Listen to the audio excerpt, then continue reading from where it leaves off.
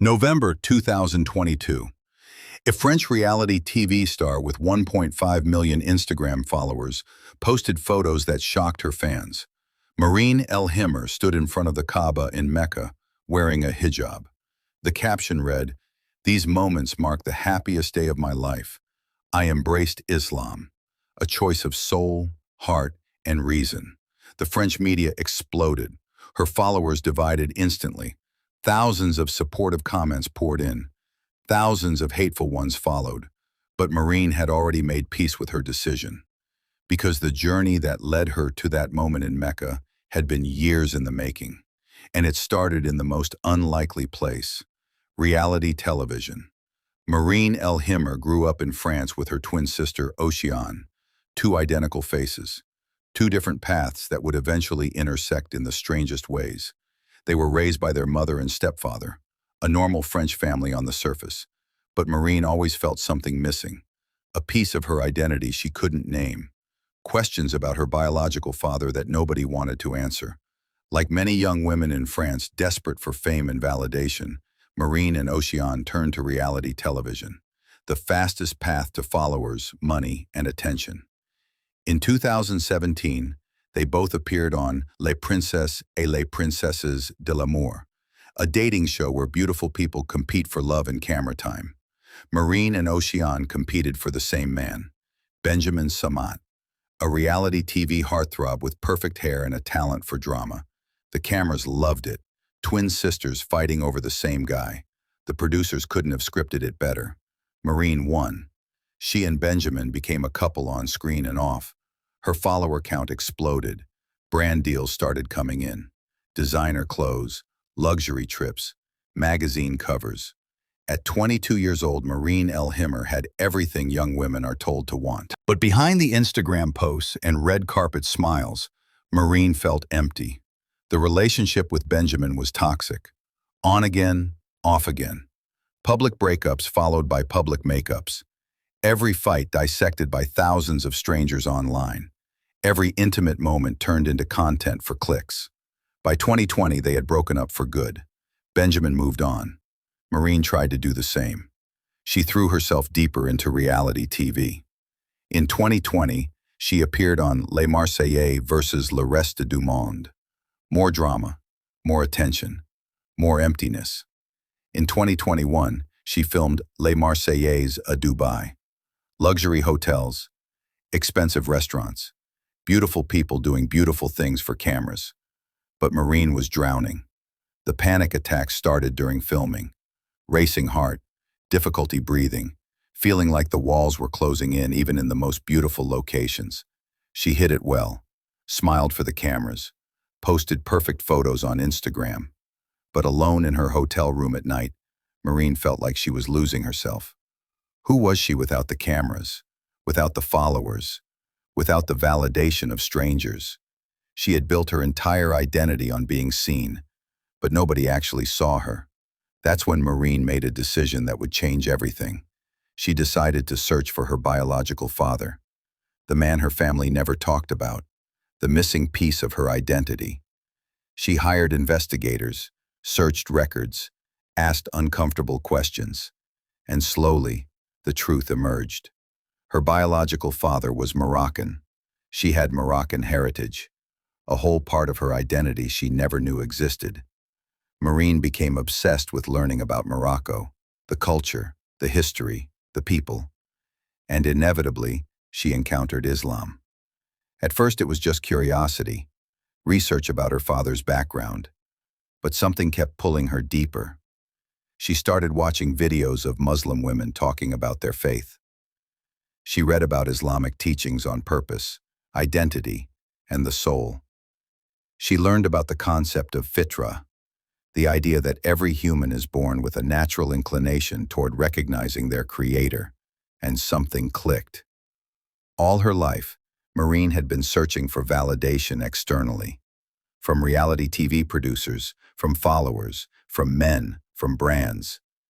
Islam taught something radically different, that your worth comes from your relationship with Allah, not from what others think of you, not from how you look, not from how many people follow you online. She learned about modesty, Not as oppression like the French media portrayed it, but as liberation from the male gaze she had been performing for since she was a teenager.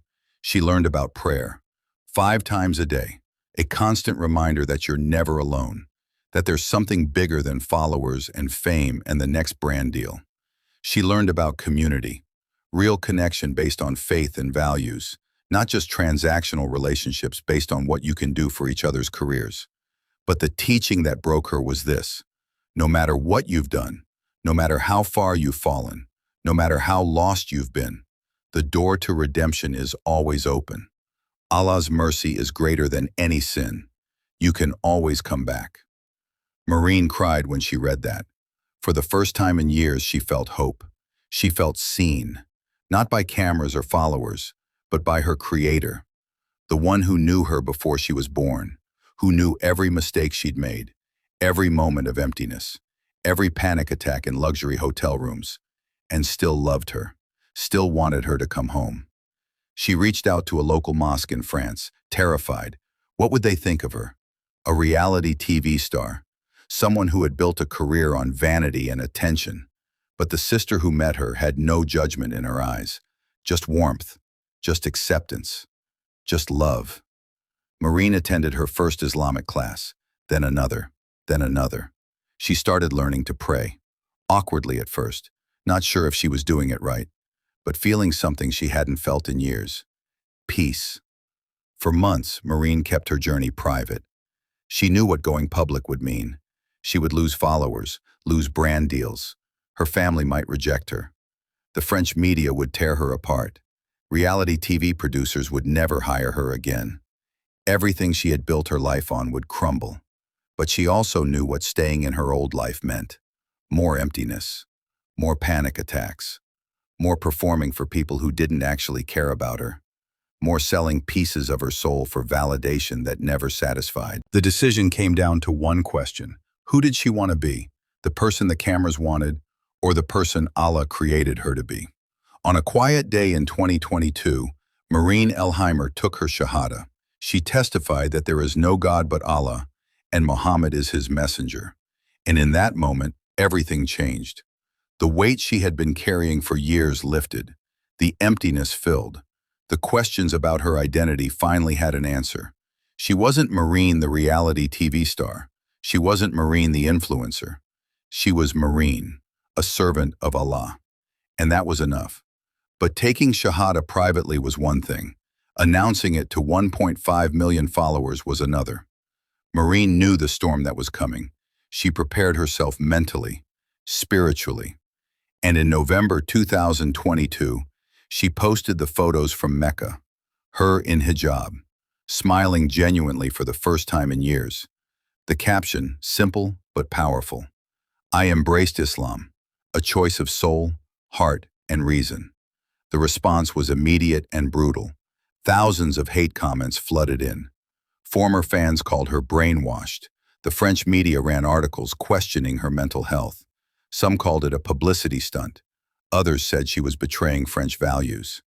Reality TV forums exploded with speculation and mockery. Her follower count dropped. Brand deals disappeared overnight. Everything she had worked for in the entertainment industry vanished. But something unexpected happened too. Thousands of supportive messages poured in, from Muslims who had been following her journey, from young women struggling with the same emptiness she had felt, from people who saw her courage and felt inspired to make their own changes. Maureen realized something profound. She had more real support as a Muslim woman in hijab than she ever had as a reality TV star in designer clothes. Her twin sister Ocean's reaction was complicated. They had always been close, always competed, always compared. Now Maureen was choosing a path Ocean couldn't follow. The twin who had always been her mirror was becoming someone different, someone Ocean didn't fully understand. Their relationship strained, but Maureen held firm. This wasn't about Ocean. This wasn't about anyone else. This was between her and Allah. Maureen's life transformed completely. She stopped appearing on reality TV shows, stopped attending the parties and events that used to fill her calendar, stopped posting the provocative content that had built her following. Instead, she started sharing her Islamic journey. videos about learning to pray, struggles with hijab in France, finding halal restaurants, building a new community. The algorithm punished her at first. Her engagement dropped, her reach decreased. But slowly, a new audience found her. Muslim women who saw themselves in her story. Young people questioning their own paths.